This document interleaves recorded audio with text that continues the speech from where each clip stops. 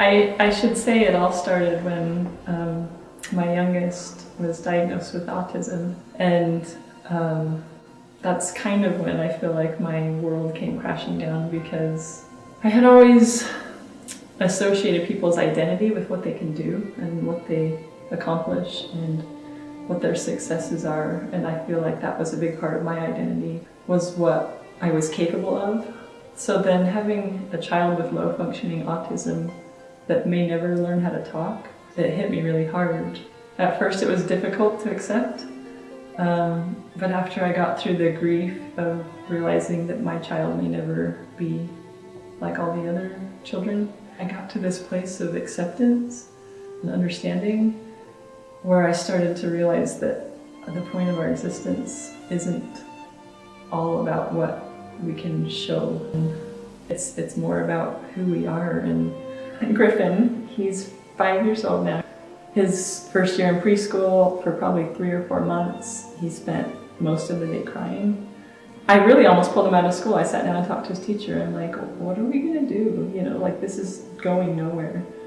Luckily, his teacher got switched, and she just said, you know, Griffin's different. Like, Griffin needs more quiet time, he needs more free time, he needs more space, he needs more understanding. As they were able to give him more of specifically what he needed, he was actually happier, and he was able to provide more for the classroom itself.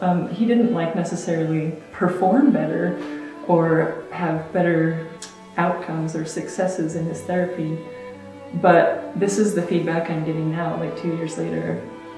When Griffin's not here, everybody notices. Like, when Griffin's not here, the kids are more sad. They're not as playful and friendly.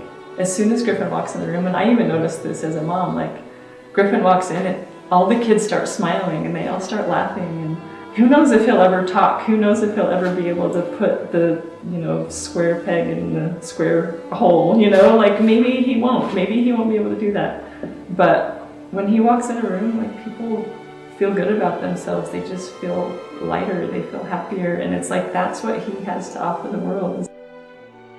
We set boundaries and we set rules for our kids and for our household, and we can even say, don't do that or don't do this, and he understands us, but he doesn't necessarily have the capability for his body to have control over what he does all the time. So being a parent to a child like that, you have to learn how to really just love him all the time. He's gonna do things that I'm happy with. He's gonna do things that he's not happy with. He doesn't have a lot of self-control, but that doesn't have to affect the way I treat him. I don't have to treat him any differently because he's unable to perform in a certain way. And I feel like that applies to all of our kids. It's all about our attitude. It doesn't have to affect us so profoundly. As children, our parents define us, and then when we become teenagers, we try to start to seek our independence and try to explore ourselves. Your life is kind of defined by what other people think of you. And you never really learn how to listen to yourself because you're always fulfilling expectations of other people. So they're not only getting this from their parents at home, they're getting it everywhere they go. And I think a lot of times, because of the pressure that we put on our kids to behave a certain way, to reach a certain standard, then I feel like they do go try to find approval from their friends because they're not feeling that approval from their parents. So I really do feel like it all starts with ourselves. Remove yourself from expectations.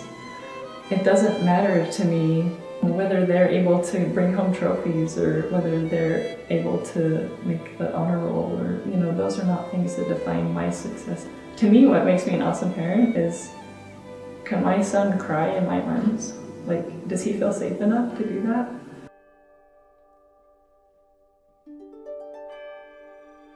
Faith is the complete opposite of fear.